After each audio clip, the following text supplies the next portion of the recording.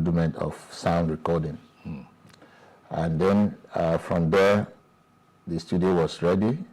So I was in charge of the video session as well as the A&R department. So I approve any artist that is supposed to be recorded. So I was doing that until late Josolo decided to say he wants to go and make his own studio. So I moved with him. You did? Yes. So we now had Josolo Productions. Yes. Having myself, himself, and Roy Obika. Roy Obika, I remember Roy Obika, yes. In Onitsha. Yes. So we ran that until Josolo died. And when Josolo died, I was still in there, opened up my own small studio called Zion Lake, recording studio. And then Lemmy Jackson was coming to the East to do his production as well. And he said, oh boy, why not move to Lagos? Lagos is where it should be happening now because Decca is back, Funodis is back. Yes. So you want us to work together. And Tabansi also had that presence exactly, on Oregon Road. In Lagos. Yes. Yeah. But then the studio were in the studio was in Onitsha, okay. And so I came to Lagos, working with Lemmy Jackson under Lemmy Jackson Music. Music, yes. So we're working together, and then there is hardly any artist of note, in this country that was released between 80 and the late 90s that I was not part of. Yes. From Majek Fashek, you see that I did the percussions. Yeah. To Raski Mono, I did the horns. To a lot of them, Peter Otong, Iso Black, Alex O, the list is endless. So they've all had a bit of me. Yeah. And so in 1989, I said, okay, let the doctor or the native doctor also hear himself. So that was physician, exactly. Heal thyself. Yes. So that happened to be my first recording, which was Tribulation in 1989. Yeah. So that's where since then is. And that was a super hit. So since then, we've been out there doing the best we can. But that transition took some time. Yes, actually. Why? Yes, because I knew where I was going. Okay. And there was no need to rush because I wanted a situation where I can define my sound. I can define my sound because when you can play instruments, you'll be able to interpret what is inside of you far better than any producer in this world. Yeah.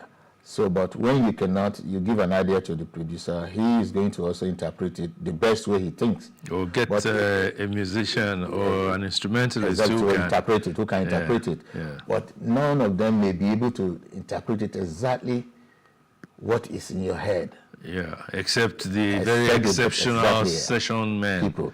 Yeah. So if, for example, I play guitar and I have a song I have written in guitar expression, so if I put it down, then others will be able to follow up. Okay.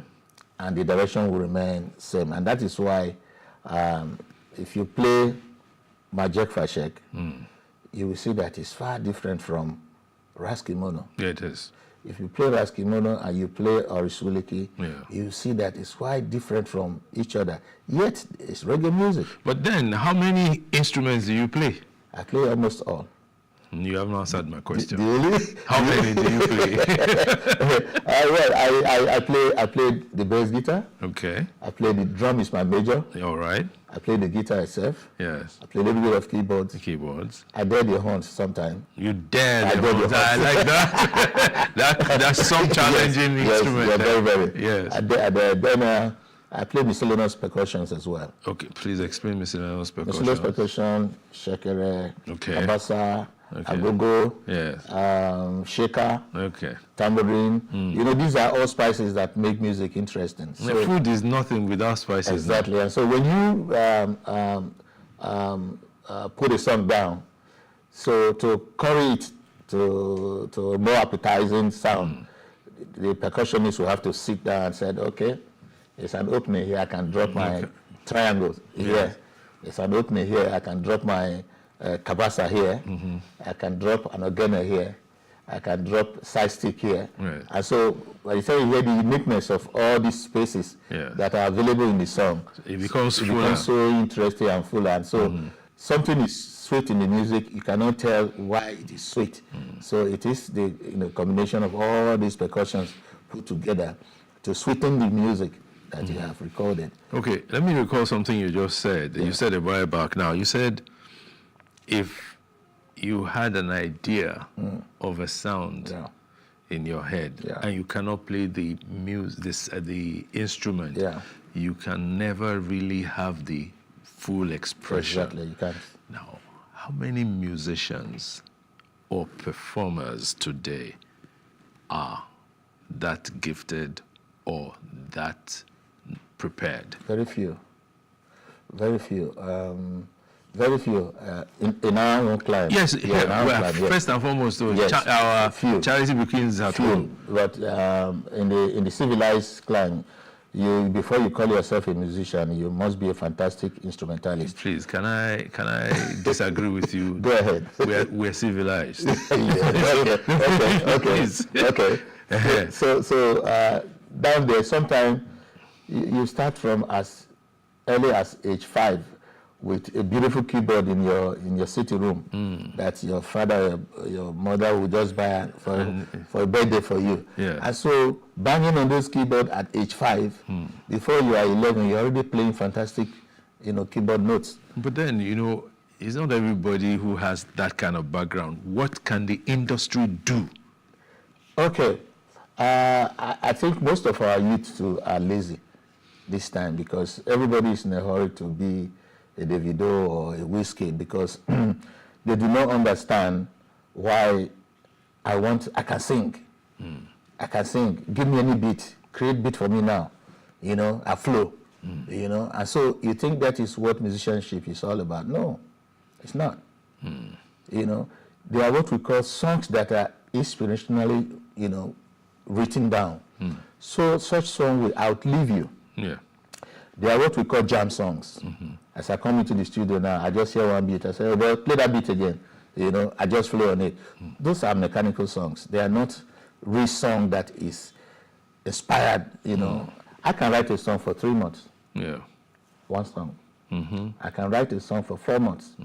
I can write a song for 6 months. Yeah. I can write a song for a year because the melody might come to me. I put down the melody without the words. And you think I have forgotten. One day, that melody is going to bring its own unique message. Yeah. And so you might have a verse written, verse 1 written, or the intro written. Yeah. You don't have the verse message yet. You leave it. A time will come when the message will come, and you drop it down. You might write the 3 verses in a week. Yeah. And then when you hear this kind of song, they will outlive you. Because you are inspired to write. Yes. Not because I just want to jam a song, you understand? Songs I wrote 30-something years ago. Yes. Like Tribulation, for example. Sometimes even me when I listen to it, it's like I'm talking about today. Yes. Very prophetic, and I begin to wonder, so when we thought we were suffering 35 years ago, we were actually enjoying. In fact, that triggered something. Fela wrote Suffering and Smiling. You understand? Way back. Way back. Now, look at the real suffering now. Bread has gone to Kokolo level now. So now, I grew up in this country where Omo was sold for 15 kobo. Yes, now. 15 kobo. And so when I tell my child that I bought my first car, a B2 car for 3,700 naira, brand new. You can't buy the tire now. My children will be laughing, Daddy. So, no, that's what I used to say to my father when he said he was earning 4 pence. Yes. As salary. Yes. You understand? So you begin to wonder what the world is all about. So when we thought we were suffering at the time, we were actually enjoying. Yeah. Because the suffering was far ahead of us. Yeah, but all that was captured in well-written songs. Exactly. So, but let's go to instrumentals. Yeah. Right. Those instrumentalists, the session men, they are the professionals. They are the real gods. You understand? Exactly. So now, it's not every performer that should be an instrumentalist. That's correct. Now, but we can't therefore conclude that today's youth are lazy. Yeah, let me explain why I said so. Even we can say they're in a hurry. Even in music, the voice is regarded as an instrument. Yes, it is. It's regarded as an instrument. Yes. So what I'm trying to say is that just having that voice is not alone, because if you have that voice, you and do not understand, a musical instrument to interpret that voice. Okay. If you get 3 keyboardists together and said, "Hey, listen to this song, please back me up," 3 of them are going to express the song differently. Yes. You understand what I'm saying? So 3 of them may not even satisfy what, you know that something is still missing. Because they've not been able to actually, position you in that melody that is in your head.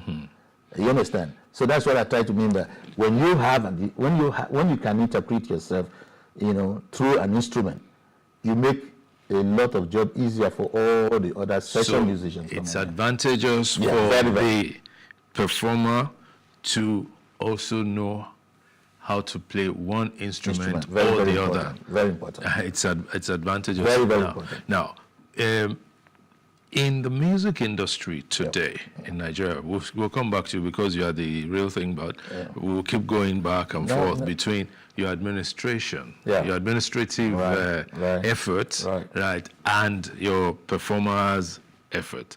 Now, but talking of the music industry in Nigeria today, there is this idea that musicians can be better catered for than they are.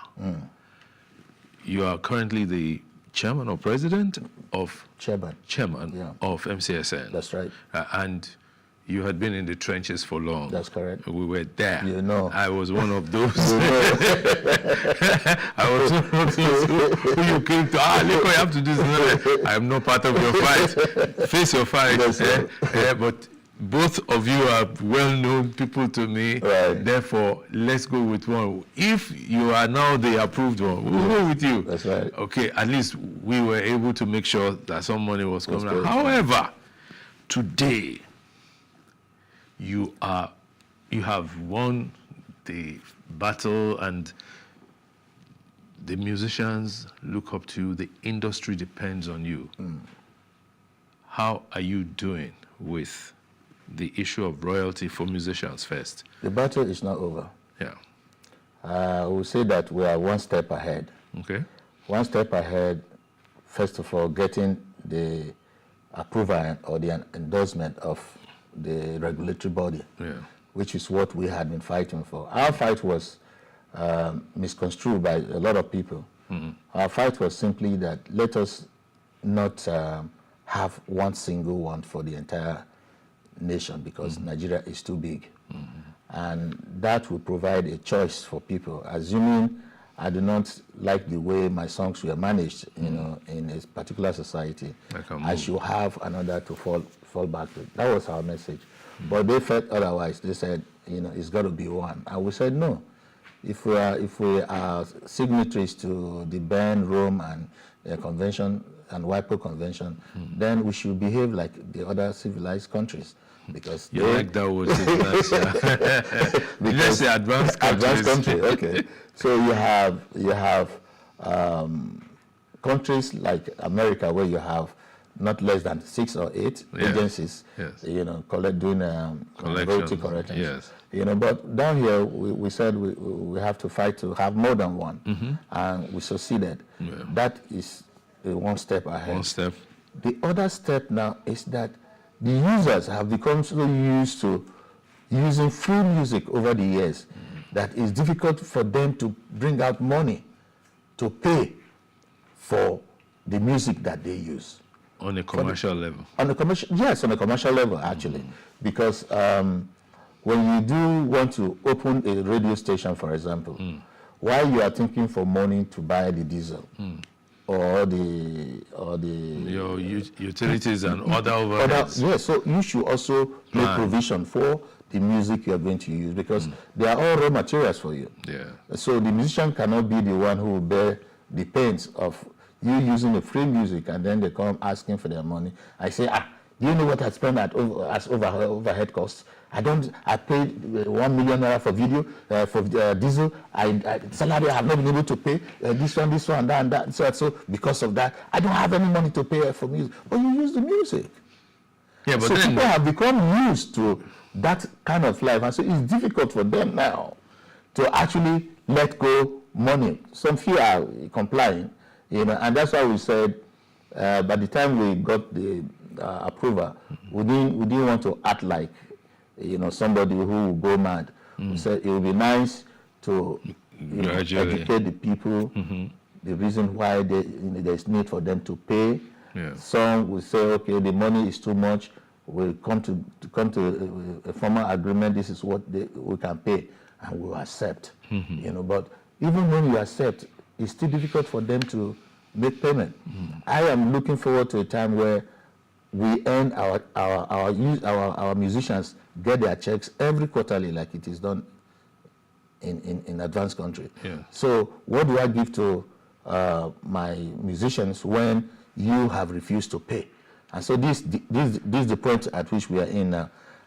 We have been very, very, very, very, sympathetic with the cost of everything and all that, and as such, come to a formal discussion with a lot of them and say, okay, just start paying this for now, until such point where the tariff can come up again. I was going to ask you, that for an industry that offers exposure to the talents who are the performers, can't the end users be seen as partners in progress? Of course, they are partners. And be taken along in the consideration of costs. That is the reason why I say we dilly-dally with them. But some also are very, very, how will I put it? Adamant? Is that? Yeah. Adamant, with impunity. You understand? Some will tell you, am I not promoting? You are promoting me. You are using my music for free, and you're saying you are promoting me. Stop playing my music. Let me see how your station will survive. You understand? So it's supposed to be a collaborative thing. It's supposed to be partners in progress. Yes. And so when you do come, there must be a ground where you will say, okay, oh boy, see how things be. See, we too will tell you, you see, our musicians are crying. Some are dying of ordinary typhoid because they don't have money. This is their livelihood. They don't have pension. Yes. This is their pension. So you must be considerate to know that, okay, somebody owned the music that you're using, and be sympathetic towards that by agreeing to be paying so, and it has to be regular. I don't have to start dragging you all the time. When you know the year is ending, the next year license, you're supposed to make payment, you know. So that is the second level we are in now that I said. Okay, that's the current level. Yes.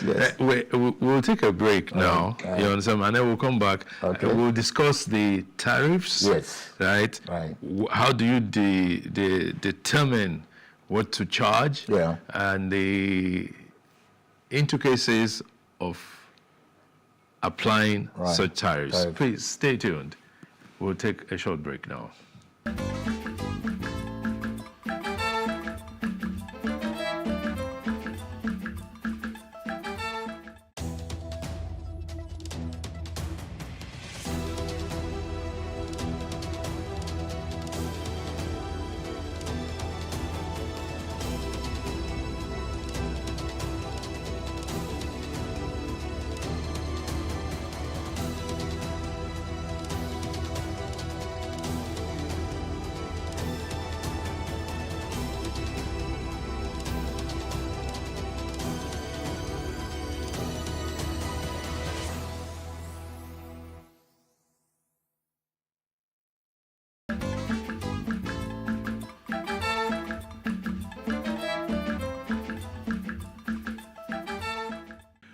Welcome back from that break. We're still on our program, having a guest who is very passionate about he's very, very, very passionate about the rights of musicians, collection of rights and all that.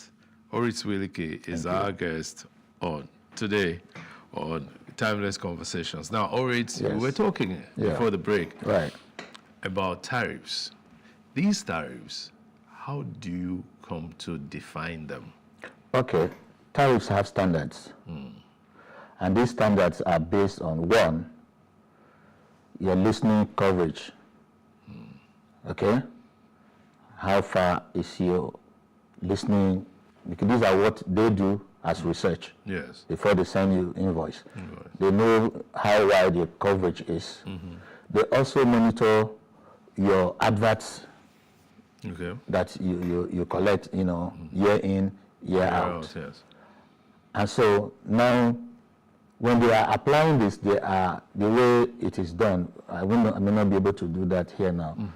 So it comes down to ₦1 per a listener. Okay? If, for example, Plus TV, we've been able to find out that your reach out is well over 20,000 people. Okay. Or 50,000 people, or 100,000 people. So by the time they are doing the tariff, it is going to be a cost per a listener. If a listener is going to be like, say, or a viewer is going to, to say 5 naira or 20 naira, per view. So these are eventually multiplied. And then it comes to a figure that can be sent to you. And so you are going to say, this is too much. It is. It's too much. I mean, then we say, okay, as it is like this, to be in compliance with the partnership that, because we're supposed to build the industry together. No musician can build the industry all by himself without the broadcast media. Not at all. Neither can the broadcast media exist without music to keep your listeners, on. So we need each other. So there must be that kind of understanding to say, okay, you need me as much as I need you. So this is what I can pay. And we say, no, let us meet at this point. Okay. It's something we can easily. So, but when some of them come, with some kind of recalcitrant motives, and you say, why should I even pay? No, I'm providing exposure for the artists. If they don't like, let them take their music. If everybody take their music, what do you play? So at the end of the day, we caution such people. It is by law that you must pay for these things. And so when we see that our JoJo is not going the right way, then we may have to apply the law by taking you to court, to tell the court why you think you can use my music. At that point, it's no longer just using my body, it's an infringement. We'll be taking you on. And so that is worse and dangerous, because you're not going to be talking of tariff at that point. You're not going to be talking of tariff, because you're going to be paid for damages for using my work for a number of years without you paying. And so when they ask you to pay in billions and in hundreds of millions, you say, how can they ask me to pay? For example, the multi-choice this thing, we got about 6 billion. And people were saying, how can, royalty get? No, it was an infringement. So it was a judgment debt. So it's not by the calculation of what tariff it was supposed to be. So you have erred, and so you come with the punishment. So at that point, it's difficult for you to start negotiating. Okay. Yeah, Except of course you're already in court. Yeah, you're already in court, and if you have a judgment sum against you, and then that's when you now start saying, I can't pay this money now. Where am I going to get billions to pay? So you're either going to be losing your station, because at the end of the day, if you can't pay, the law will take its course. So we don't always advise people to allow things to get to that point. Do it right when it is under our control. So you must pay for royalties. And so when you see invoices coming to you, we don't go by, we borrow you, no, we come in a very gentleman. This is the invoice. And so do you have any reason why you will not pay us. Yeah, but you know, the way you've explained it now, it sounds very easy to flow with. That is the truth. It's not that easy. That is the truth. You know the time. You know how many times when you were when I was at Eko FM. At Eko FM. You know how many meetings we had. Yes, I know. It may not be easy for a corporate body like a government-owned this thing, because you have to pass through a lot of decision makers. Yes. But when you have a private station, it's easier, because I can say, okay, I look on this station at your own, say, yeah, say, come on, I don't get money, I don't get money. I say, how we go do am now? My people must chop. They must. So they have a right to. Yes, so it's their right. And he said, okay, I beg, let me be paying this. As time goes on, we can always we'll come keep up with developing the industry simple thing. together. This is the way it's supposed to be, and this is the way we approach people. Yeah, but people also say there's been accusations in the past that the musicians don't get the money. Yes, the owners of the copyright don't get the money. Not in except the big ones. Not in our case. In our case, okay, cite for me examples. Examples of people you have paid or you are paying. Last year alone, we paid not less than between 600 and 700 million. You did? Yeah, because the judgment debt we had from MultiChoice enabled us to pay for the number of years that they used the music, 2006 to 2020. So anybody who was a member of MCSN from 2006, they were cashing out actually. Okay. I will show you, number of prayers. Excuse me. That came in, and then assuming 3,000 people were members at 2006, only those 3,000 people will benefit from that kind of payment for 2006. And so peradventure 2007 we now had 4,000. Yeah. Only those 4,000 will benefit for that year. Okay. So if you're already a member from 2008, from the distribution of 2008, you must get your own. That brings up the question, who qualifies to be a member of MCSN? Anybody who creates music, who is a songwriter. Oh, only the songwriters? Songwriter, and by extension, if you are a writer, a book writer. Yeah. The instrumentalist, Nko? The instrumentalist, normally you have, when you are filling your form, yes, there is a place a column that said, those that perform in the music, they are listed. So if you have a bassist or a shekere who played in that thing, their names are listed in that form that you are signing, to us. And so when 10,000 naira comes for you, it is spread among you and those people. No, wait. Yeah. It means that if I were a songwriter, and also I perform, I'm a singer, so whoever takes part in the production is entitled to something. Which would only be administered directly by me. No. It is shared by a particular formula. Yes. If, for example, three of you wrote the song, only you cannot get the 10,000 naira. And so who is going to spend? Who will disburse it? It is the society. But I'm the only one that registered. No, you registered and fill in the names of others. Names and their contacts. Oh, okay. Now. So if you do it alone, and then there's complaint later, they will sanction you because you kept the information. Who are these days?